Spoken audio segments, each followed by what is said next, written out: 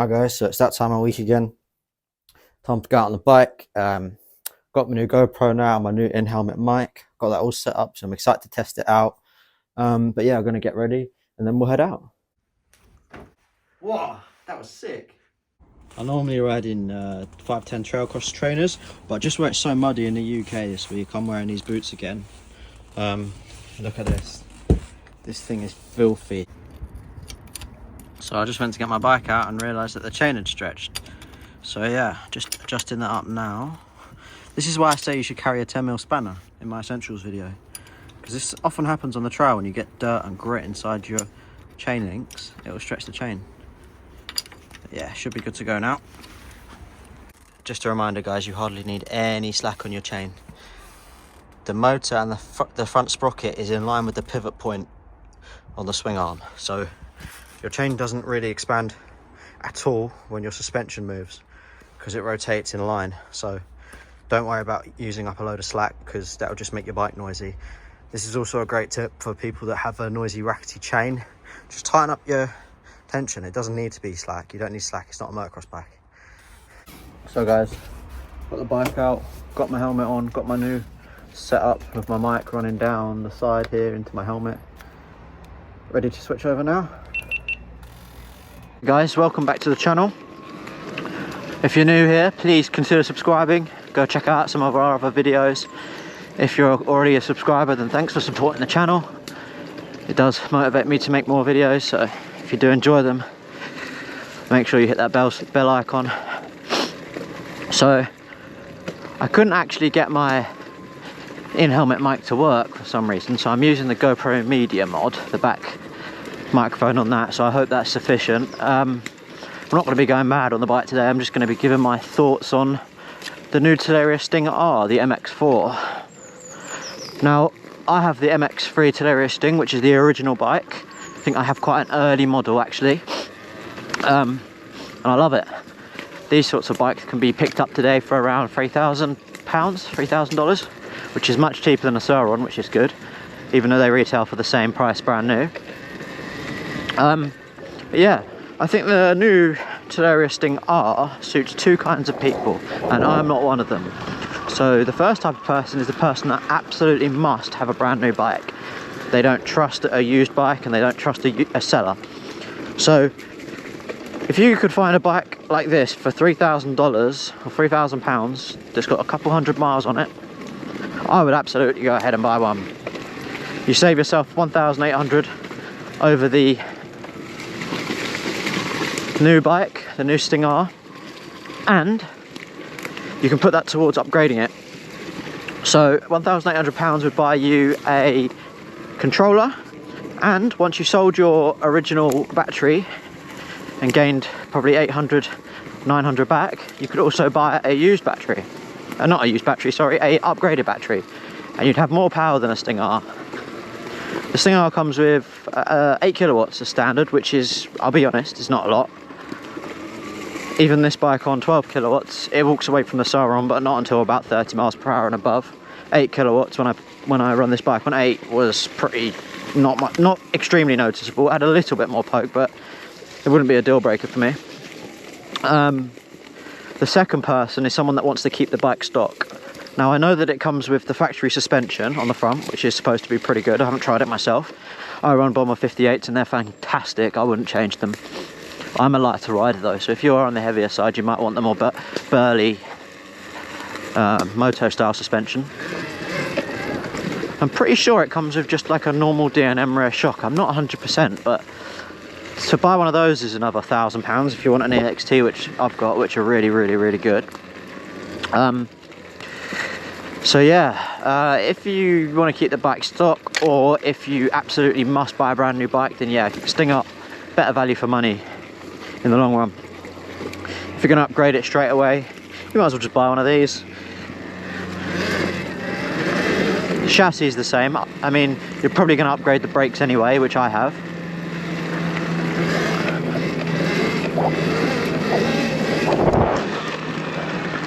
Yeah, so I'm just exploring some trails I've never been on before. I'm in a woodland area near my house. You do occasionally get some walkers around here, but it's been raining a lot this week, so the ground is really muddy. I did hose my bike off and give it a chain lube and some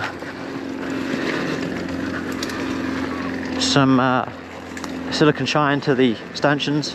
As I mentioned in my cleaning video, it works wonders. But yeah, I'll give it a bit of a hoon.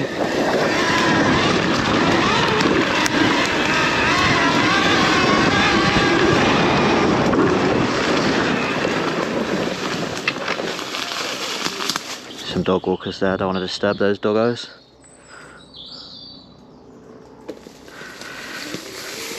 As I mentioned, next week we're going to be drag racing this bike at various power levels against a pit bike, a 140cc race pit bike, which is a pretty nippy bike. I haven't ridden it in a while. Once you get on one of these electric bikes, you don't really want the sound. You can't get away with riding it in the same sorts of areas. The smell, the noise. Thank you. They're all negatives in my opinion. As you just saw with these walkers, they get out your way, they smile, they don't mind.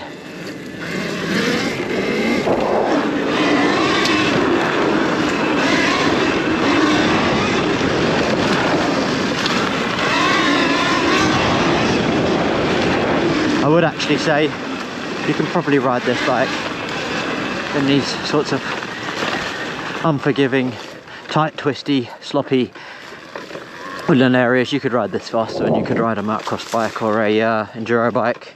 Obviously there's going to be some really elite level riders who would disagree with me, but this bike's much easier to ride than one of those bikes.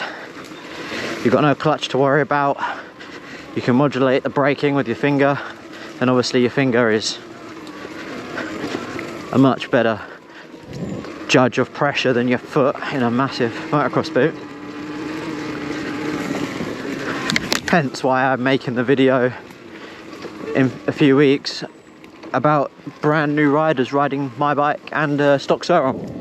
We're going to give it to them and see how much they can learn after one day on these bikes, because a lot of people that ride these bikes are people that have got out of mountain biking because they're more old, and maybe have injuries, and they're worried about this bike, thinking, oh, it's like a motorbike, I'll probably kill myself. But it's really not the case, especially if you leave it stock and you've got your brake sensors and your tilt sensor and your kickstand sensor. It's pretty bulletproof, to be honest.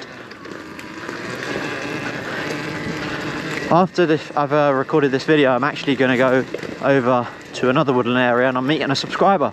He reached out to me on social media, told me he knew where I was riding and that he lived locally, and yeah, he's got a 72 volt Surron, so I'm not going to film it straight away in case he's not cool with being on camera, but hopefully, all being well, I'll meet up with him again and we can get like a drag race or a comparison video.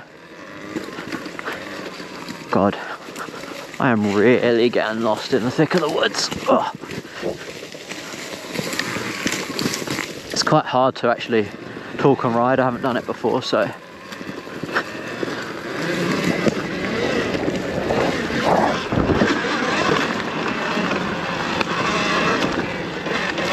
hope the new GoPro is putting out some decent quality.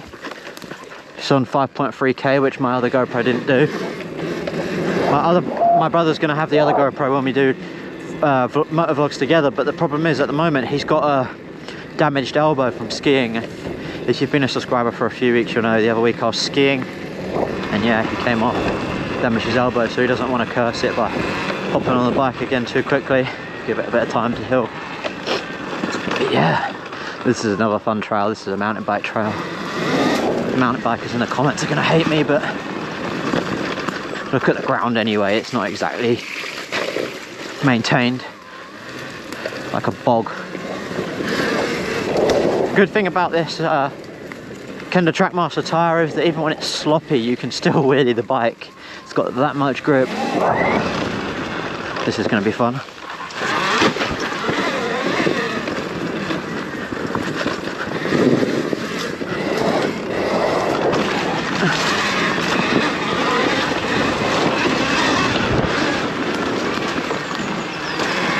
love this bike, man. This is exactly what this bike's for. You can't take it to a motocross track and expect to keep up with a 250. I don't care what battery you've got. But coming along these trails like this is heaven. Nimble and light, quiet. I'm only, well, let's just say I'm under 6 foot. And this bike is bigger than a Surron, but it's perfect size for me.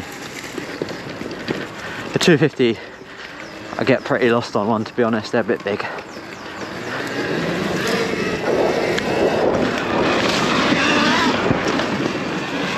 Nice little jump here, but I'm not going to do it in case my GoPro mount comes off. Wow, look at that bog.